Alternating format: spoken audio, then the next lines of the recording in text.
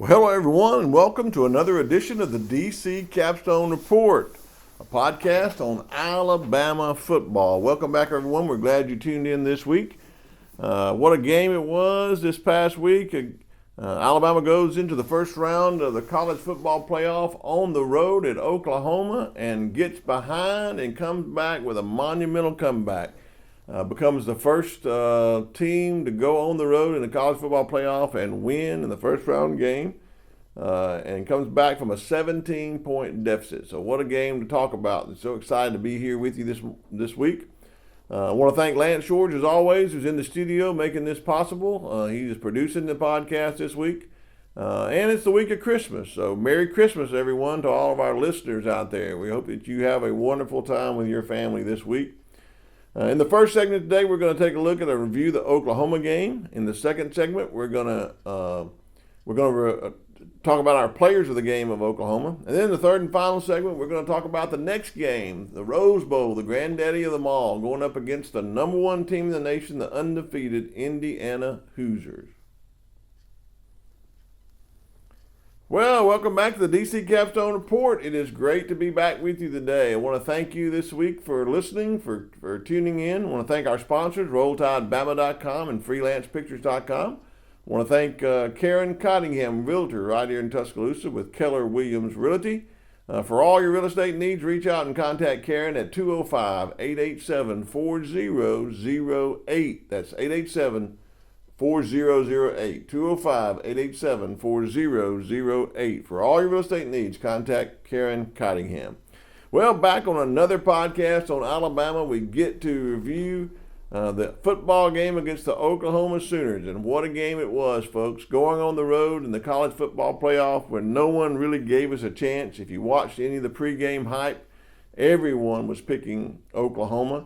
Everyone on College Game Day picked Oklahoma except for Coach Saban, who picked with his heart. He admitted that Alabama would win based on what he thought in his heart. And in the early stages, every talking head in the first part of the game that tweeted or shared a Facebook post or a text, all were talking about how bad Alabama was, down 17-0 in the ball game. But folks, that all changed. And I want to tell you, I am so proud of this team for the resiliency, the toughness that it took to be down 17 points on the road and come back and win a big victory. Alabama scored being 17 down, they scored 34 points to Oklahoma's 7 points to win 34-24. And just like we talked about with the keys to the game, Alabama did not make any mistakes. No turnovers, no mistakes, nothing that we did when we were in our own stadium during the year when Oklahoma beat us because of that. We didn't have any bad mess-ups on special teams. We hit our kicks. Everything that we didn't do in the last game, we did well in this game. And everything that happened to us happened to Oklahoma in this game. After going up 17-0, they had a blocked punt. They fumbled the punt, picked it back up, and it was blocked give us a short field. They gave up an explosive play to the long touchdown pass to Lazier Brooks. They did so many things that was uncharacteristic, especially the field goal kicker who missed 2 field goals. The Lou Groza Award winner missed 2 field goals when it came time to kick late in the game, a short chip shot and then a long field goal that was too short. And so just amazing to see the things and how the things have turned in that game. But, Alabama comes out, gets behind early 17-0, and then the resiliency of what took place from that point forward, just the toughness. And I think the turning point that was the play to Lazier Brooks, the first touchdown pass that he caught on a 4th down, took it in and really muscled his way, twisted and turned his way into the end zone. I think that I saw the team perk up after that. And then to cap it off with a pick 6 by Xavier Brown, much like he did prior to the first half against Tennessee.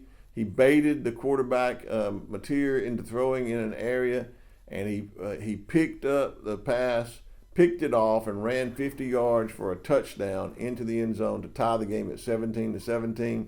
And I think that's what changed the momentum of the game.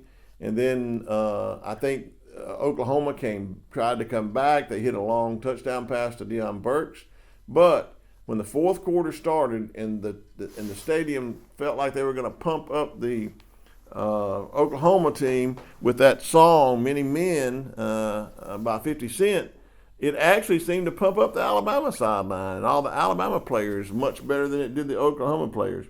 And I really believe the momentum swung in Alabama's way. We ran the ball better than we have in the past. We threw the ball better than we had in the last 4 games. And I think overall, just the resiliency and the toughness to come back after being 17 down and to win the ball game 34-24 when all the naysayers were talking about how bad we were.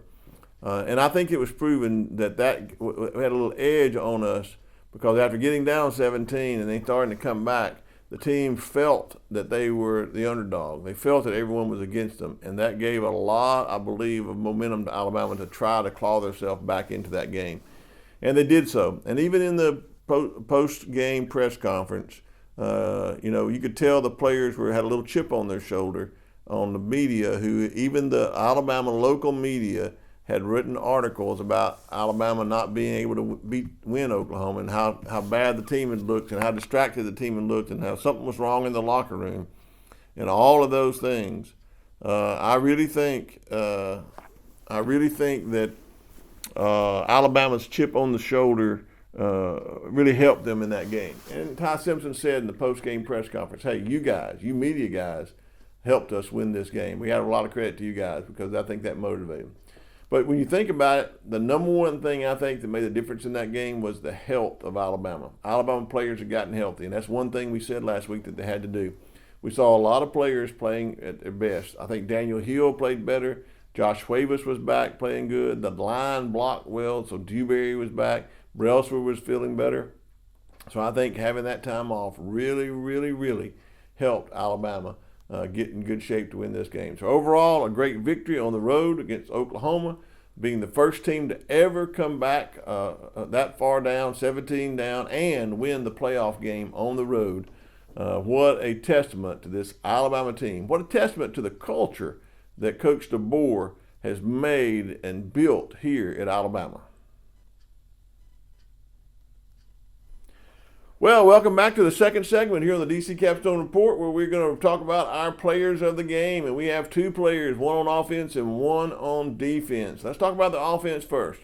I think the only player that I could have picked off of this offensive team, not that some other people didn't do good, but this guy did great, and that's freshman Lotsier Brooks. They call him Lottie Brooks. He's a freshman.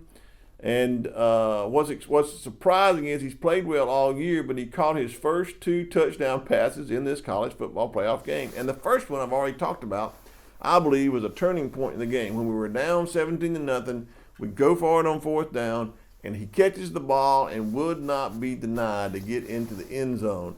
He had gotten the first down, and he dug his way, clawed his way, and twisted his way into the end zone. And I believe that set up the momentum change in this game. The second touchdown pass was just as spectacular. He took his man to the inside and moved him to the outside and really got him out of position, and then caught a great deep ball in the end zone for another touchdown, which put us up in the second half. So I think Lottie Brooks really showed the resilience of this team, being a freshman, not getting in the end zone all year, but doing well, playing well.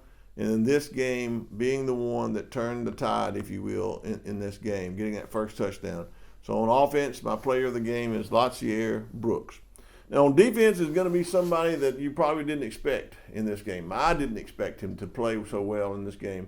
But I watched him early on because I saw him out there early on, and that is Keon Keeley.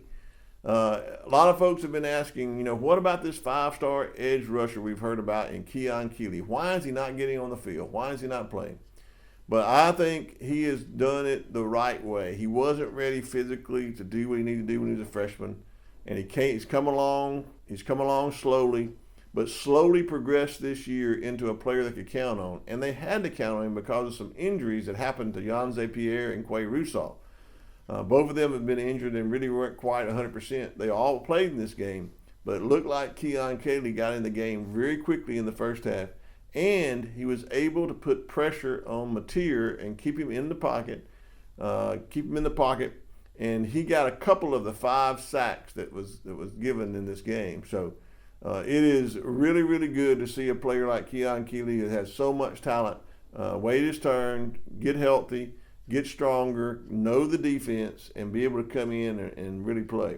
There was a couple of times where he beat his man and assisted on sacks or kept Mateer from getting on the outside, and there was a couple of times where he had to drop in coverage and was able to be on the coverage of the tight end or the back out of the backfield that they weren't able to hit on pass plays. So I think if overall it was unexpected, but Keon Cayley is my defensive player of the game. So on offense, Lotsier Brooks, and on defense, Keon Cayley, the players of the game in the game against Oklahoma. Well, welcome back, everyone, to the third and final segment of this week's DC Capstone Report. In the third segment, we're going to preview the upcoming game against the Indiana Hoosiers, the undefeated Indiana Hoosiers. Before we do that, I want to thank our sponsors again, RollTideBama.com and FreelancePictures.com. Look at those sites for some great Alabama football content. And also our real estate agent, Karen Cottingham, realtor right here in Tuscaloosa with Keller Williams Realty. For all your real estate needs, contact Karen at 205-887-4008. Well, here on the third and final segment, we're going to preview the upcoming game against Indiana. And it looks like a picture-perfect start, a storybook start to a performance in the college football playoff. Rose Bowl bound, Pasadena, California for the Rose Bowl. The granddaddy of them all, as Keith Jackson always called it. Going to have an opportunity on New Year's Day to be showcased in the biggest bowl against the number 1 team in the nation, the undefeated Indiana Hoosiers.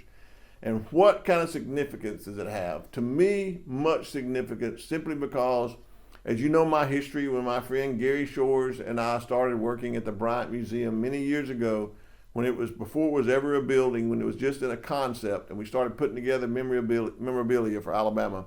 We got to see all the memorabilia from all over the past seasons. And there was a time where Alabama was unknown, and Coach Thomas took his team out west for the first time. It is the game in the Rose Bowl in 1926 where we won our first national championship. It's the game that the AP sports writer, in describing the Alabama team, they had not seen a team from the South play out west, and describing them as they got off the train, he said it looked like a herd of red elephants. And that's from where we get our elephant mascot today.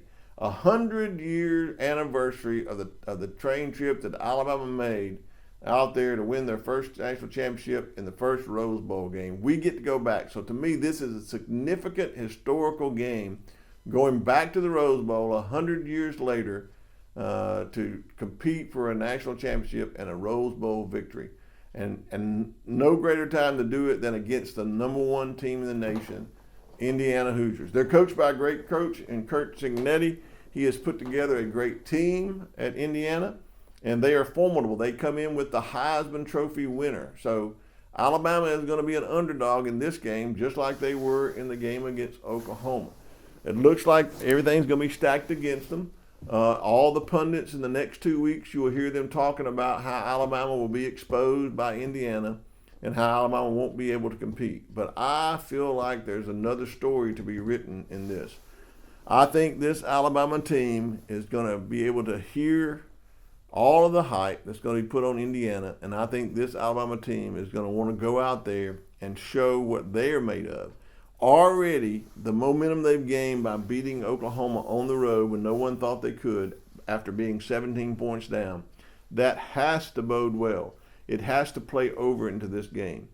There's going to be a layoff about 10 days or 10, 11 days between the last game and the game on New Year's Day. And there'll be some jet lag of a trip plane trip. There'll be a lot of things of obstacles to overcome, and a great team, and a Heisman Trophy winner, and all the hype that goes with playing in the Rose Bowl. If Alabama can do what I expect them to do in this time off, I think they're going to have an opportunity to really make a statement in this game against Indiana. So what do they need to do? Well, number one is during this off time, they do not need to be distracted, but they need to mentally focus on the task at hand, on playing the number one team in the nation in the Rose Bowl. And they need to also get healthy. We saw what 2 weeks of getting healthy did in the Oklahoma game. Now we got another opportunity to get more players healthy, able to come back and play and compete against this Indiana team in the Rose Bowl. So I think those are the two keys. Stay mentally focused and get healthy so that we can compete against Indiana in the Rose Bowl. I believe that Indiana is going to get all the hype and they're going to have all the momentum coming in. But I think there's one thing for Indiana that's going to be a mark against them, a con, if you will. And that is that Indiana will not have played for over 4 weeks when they go. And their quarterback has had a couple of weeks of Heisman hype and Heisman festivities in New York. And they haven't been together to practice as much. So I think that that's going to be a con against them. I look for them to come out sluggish in this game and take a while to get theirs on the same page because of their lack of playing opponents. I also think that their schedule during the year was not as tough as most people think it may have been. I don't think they played some great competition. They did beat Ohio State in their final game, which was a great formidable opponent. But outside of that game, there wasn't many games that they played against tough competition. They've had one common opponent. Alabama played Wisconsin at home, and Indiana played Wisconsin at home, and both teams beat Wisconsin by about the similar margin. So it's not really much can tell about that. But I believe that the lack of a physical schedule of playing tough opponents and the layoff of 4 weeks will affect Indiana when they come into the Rose Bowl. So I think it's imperative that Alabama starts fast, both on offense and defense in this game. Start fast, seize the momentum, and maintain the momentum. The crowd will be probably mostly in favor of Indiana, I would suspect, the West Coast crowd. With Alabama coming out there may be some crowd noise that'll be there for Alabama. But I don't expect it to be like a home field advantage that Oklahoma had. So I think Alabama will be able to weather that. The momentum they need to seize is doing well early, starting fast on offense, starting fast on defense. And going right along with that is the same thing I think was the key to the Oklahoma game. No mistakes, no turnovers, no penalties, no pre-snap penalties, no crazy penalties or stupid penalties, and no turnovers that get us behind in the game. So we can't afford to get behind. We got to seize that momentum. I think on defense, when they have the ball, we need to confuse and pressure their quarterback into making mistakes. He is a Heisman Trophy winner for a reason. He's got great skills, but we need to put pressure on him and make sure that every time he throws the ball, he's either getting hit or pressured before he throws the ball. And in order to do that, I think we're going to have to stop the run. They run the ball very well.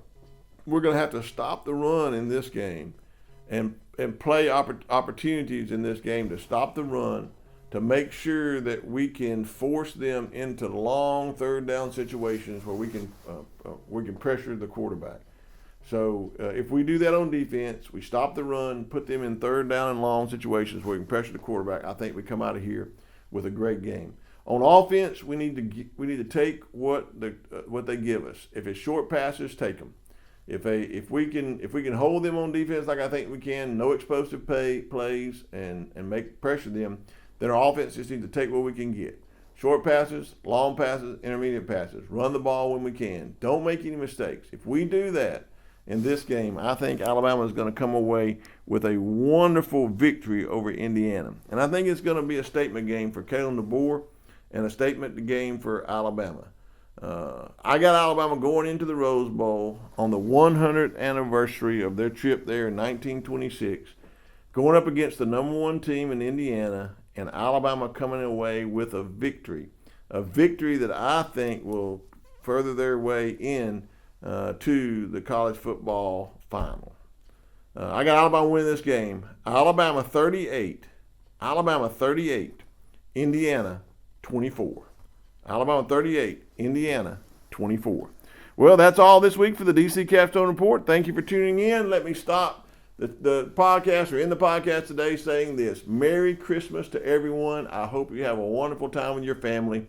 And remember, we celebrate Christmas as the birth of our Lord and Savior Jesus Christ, because you can't celebrate Christmas without celebrating Christ. So thank you for listening. Thank you for being on listening to the podcast. Share it, like it, send it out to everyone. Merry Christmas and roll tide.